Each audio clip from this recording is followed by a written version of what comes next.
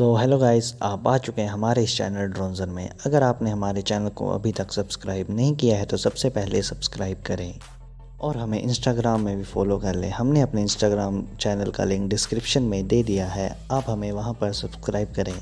हम वहां पर हमेशा एक्टिव रहते हैं और आपके क्वेश्चन का आंसर देते ही रहते हैं, वो सब आपको तो पता ही होगा।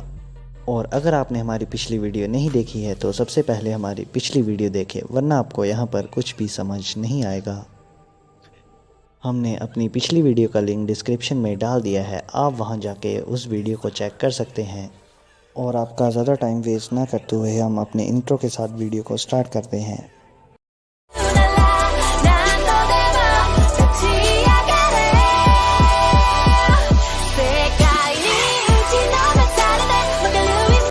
गाइस, जैसा कि हमने पिछले चैप्टर में देखा था कि हिमाजिमा गयोमी का डीमन स्लेयर मार्क अवेकन हो गया था और हम चैप्टर नंबर 170 की स्टार्टिंग में देखते हैं कि मिचिरो टोक्टो अपने आप को पिलर से छुड़ाने की बहुत ज़्यादा कोशिश कर रहे होते हैं, पर वो उस पिलर से अपने आप को नहीं छुड़ा पा रहे होते हैं क्योंकि कोकुशिबु ने स्वॉर्ड उसके अंदर ही घुसा दी थी। फिर हम नेक्स्ट सीन में देखते हैं कि मिचिरो टोक्टो फुल फोर्स से उस स्वॉर्ड को निकाल ही देते हैं, फिर वो ज़मीन पर गिर जाते हैं। ये सब करते हुए मिचिरो टोक्टो बहुत ज़्यादा डर जाते हैं और उनके हाथ पैर कांपने लगते हैं, पर उनकी स्वॉर्ड अभी सिर्फ पिलर से ही निकली होती है, उनके शरीर के अंदर अभी भी स्वॉर्ड फंसी होती है।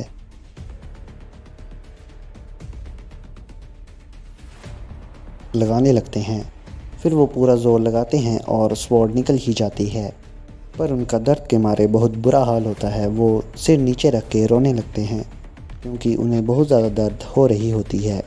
वो बोलते हैं कि मैं बहुत ज़्यादा खतरनाक कंडीशन में हूँ और मैं अब अपने घावों के कारण लड़ाई भी नहीं लड़ पा रहा हूँ, मैं किसी भी काम का नहीं रहा हूँ और मेरी ब्लीडिंग को रुकने में भी घंटों लग जाएंगे, तब तक मुजान जीत जाएगा। मुझे कुछ न कुछ करके अपने आप को जल्दी से ठीक करना ही होगा। फिर मिचिरो टोक्टो बोलते हैं कि मुझे एटलीस्ट अपर मून 1 को तो हराना ही होगा, और जो कि अभी लड़ाई कर रहे हैं उनके ऊपर बहुत ज़्यादा बर्डन आ गया है क्योंकि अपर मून 1 अभी तक नहीं मरा है और मुझे लगता है कि मैं थोड़ी देर में मर जाऊंगा, पर मुझे अभी नहीं मरना है, मैं अपर मून 1 को मार के ही मरूंगा। फिर मिचिरो टोक्टो अपने कांपते हुए हाथों से अपनी स्वॉर्ड को उठाते हैं और आगे की तरफ बढ़ने लगते हैं। फिर वो आगे देखते हैं कि गेन्या रास्ते में गिरा होता है। फिर गेन्या बोलता है कि मुझे माफ़ कर दीजिए, मैं कुछ नहीं कर पाया, पर क्या आप मेरी थोड़ी सी मदद कर सकते हैं। फिर मिचिरो टोक्टो गेन्या को देख के बोलते हैं कि गेन्या, क्या तुम अभी तक ज़िंदा हो और क्या तुम फिर से अपने बॉडी पार्ट्स को जोड़ने की बात कर रहे हो। मुझे तो ये इम्पॉसिबल लग रहा है और तुम्हारे लिए ये थोड़ा टफ भी होगा।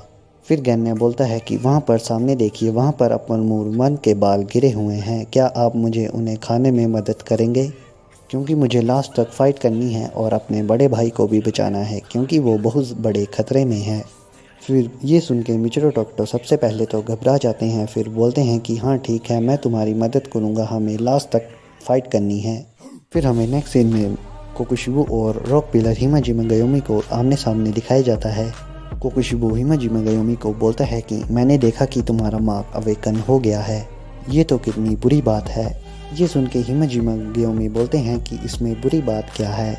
ये सुन के कोकुशिबु बोलता है कि मैं तुम्हारे लुक को देख के तुम्हारी एज को बता सकता हूँ, तुम्हारी एज लगभग 27 के आसपास है। गाइस, फिर हम नेक्स्ट सीन में देखते हैं कि हिमाजिमा गयोमी अपने आयरन बॉल को घुमाते हुए बोलते हैं कि तो इसमें गलत बात क्या है। फिर कोकुशिबु बोलता है कि अब मैं तुम्हें बहुत जल्द हरा दूंगा क्योंकि जिस किसी की एज भी 25 होती है और वो डीमन स्लेयर मार्क अवेकन कर सकता है तो उसकी 25 एज में डेथ हो जाती है, और तुम तो देख लो, तुम तो अभी 27 के हो गए हो और मैं तुम्हें अब बहुत जल्द हराने वाला हूँ, ये तुम अच्छे से सुन लो। ये सुन के हिमाजिमा गयोमी थोड़ा सा घबरा जाते हैं। फिर कोकुशिबु बोलता है कि अब तुम्हारा मार्क अवेकन हो गया है, इसका मतलब तुम्हारे अंदर थोड़ी और पावर्स आ गई हैं और अब तुम्हारा मरने का टाइम भी आ गया है, तुमने ज़िंदगी भर एक बोरिंग लाइफ ही जी है। फिर हम नेक्स्ट सीन में देखते हैं कि कोकुशिबु बोलता है कि तुम्हारी एज 25 से अबव हो गई है और तुम्हारा मार्क भी अवेकन हो गया है, इसका मतलब आज की रात तुम अभी मारे जाओगे। और मेरी बात सुनो, तुमने जो ये अच्छी बॉडी बनाई है और अपनी टेक्निक्स को डेवलप किया है, ये कुछ टाइम में कुछ भी नहीं रहेंगी क्योंकि तुम अब मर जाओगे और अब मैं तुम्हें दुनिया से गायब ही करने वाला हूँ और मैं तुम्हें पछतावे के योग्य भी नहीं छोड़ूंगा। फिर ये सुन के हिमाजिमा गयोमी थोड़े से और घबरा जाते हैं और बोलते हैं कि हर कोई अपनी लाइफ की स्टोरी जानता है। तो फिर कोकोशिबू बोलता है कि अच्छा तुम जानते हो। तो फिर हिमाजिमा गयोमी बोलते हैं कि अगर मेरा मार्क अपेयर भी नहीं होता तो भी मैं डीमन हंटर्स का पार्ट होता, और इसकी कोई गारंटी नहीं है कि मैं आने वाला कल देख भी पाऊँगा या नहीं। और तुम अब मुझे बताओ कि मेरी ज़िंदगी में पछतावा योग्य बात क्या है, और तुम बुरे दिल वाले इंसान कभी भी डीमन हंटर्स को ज्वाइन नहीं कर सकते। फिर हिमाजिमा गयोमी बड़े ज़्यादा गुस्से में आ जाते हैं और बोलते हैं कि तुम मेरी और डीमन हंटर्स की इंसल्ट कर रहे हो और मुझे अपनी बॉडी में गुस्सा भी फील हो रहा है, तुम चुप हो जाओ। तो फिर कोकोशिबू बोलता है कि तो मैं ऐसी बात तो कर ही नहीं रहा हूँ, मैंने कब तुम्हारी लाइफ के बारे में बोरिंग बात की। फिर कोकोशिबू बोलता है कि अगर तुम एक डीमन बन जाओ तो तुम अपनी बॉडी को कन्वर्टेबल बना सकते हो और बार बार रिजनरेट भी हो सकते हो और अपनी टेक्निक्स को बड़ी ऊंचाइयों तक ले जा सकते हो। और तुम मेरी इस बात को क्यों नहीं समझ पा रहे हो, मैं क्या यहाँ पागल बोल रहा हूँ। फिर ये सुन के हिमाजिमा गयोमी बोलते हैं कि तुम किसी को भी फोर्स नहीं कर सकते, हर किसी की अपनी अपनी लाइफ होती है। फिर ये सुन के कोकोशिबू बोलता है कि ओह गाइस, हम नेक्स्ट सीन में देखते हैं कि हिमाजिमा गयोमी अभी भी अपने आयरन बॉल को घुमाए ही जा रहे होते हैं। वो बोलते हैं कि मैंने अभी अभी ही इसको रियलाइज़ किया है और तुमने अभी एक झूठ भी बोला है। फिर ये सुन के कोकोशिबू बोलता है कि तुम ये क्या बोल रहे हो, मैं कभी भी झूठ नहीं बोलता हूँ। फिर हिमाजिमा गयोमी बोलते हैं कि तुम अभी थोड़ी देर में खतरे में आने वाले हो। फिर वो बोलते हैं कि अभी एक इंसान है जो 25 एज को क्रॉस कर चुका है और वो अभी भी डीमन स्लेयर मार्क को अवेकन कर सकता है, तो इसके बारे में तुम क्या बोलना चाहोगे। ये सुन के कोकोशिबू और भी ज़्यादा हैरान हो जाता है।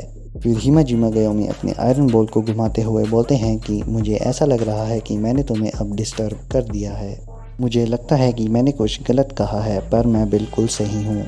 फिर हिमाजिमा गयोमी और कोकोशिबू एक दूसरे के सामने आ जाते हैं और हिमाजिमा गयोमी बोलते हैं कि हाँ, क्या मैं सही हूँ। तो फिर कोकोशिबू अपनी स्वॉर्ड से हिमाजिमा गयोमी के ऊपर अटैक कर देता है, पर हिमाजिमा गयोमी अपनी चेन से उसके अटैक को डॉज कर देते हैं। फिर वो एक दूसरे के साथ बहुत खतरनाक फाइट करने लगते हैं। फिर हम नेक्स्ट सीन में देखते हैं कि शिनोज़ुगामा सैनमी ने अपने घावों के ऊपर स्टिचेस लगा लिए होते हैं। वो ठीक से चल भी नहीं पा रहे होते हैं, पर फिर भी वो लड़ाई करने के लिए वहाँ पर आ जाते हैं। शिनोज़ुगामा सैनमी जैसे ही देखते हैं कि कोकोशिबू और हिमाजिमा गयोमी एक दूसरे के साथ फाइट कर रहे होते हैं, वो भी उस फाइट में लड़ाई करने के लिए चले जाते हैं। तो गाइस, यहाँ पर हम देखते हैं कि शिनोज़ुगामा सैनमी का डीमन स्लेयर मार्क भी अवेकन हो गया होता है।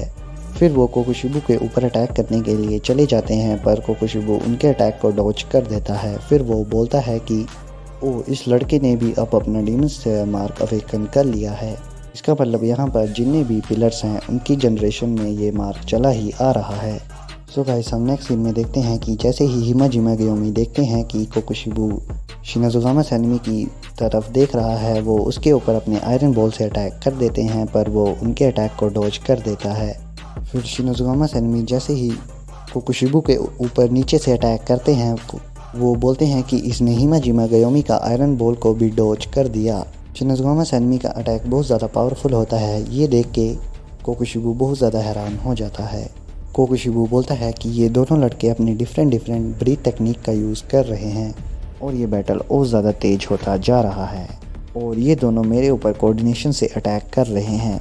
फिर हम चैप्टर के लास्ट सीन में देखते हैं कि शिनोज़ुगामा सैनमी अपने स्टाइल में हंसते हुए बोलते हैं कि हिमाजिमा गयोमी, हमने वो वाली ट्रेनिंग करके अच्छा ही किया था, वो ट्रेनिंग हमारे यहाँ पर काम आ रही है। और इसी के साथ ये चैप्टर ख़त्म होता है। मुझे आशा है कि आपको ये वीडियो अच्छी लगी होगी। आपको अगर ये हमारी वीडियो अच्छी लगी है तो हमारी वीडियो को लाइक, शेयर और सब्सक्राइब ज़रूर करें और नोटिफिकेशन बेल को भी ऑन कर लें ताकि आप हमारी आने वाली वीडियो को सबसे पहले देख सकें।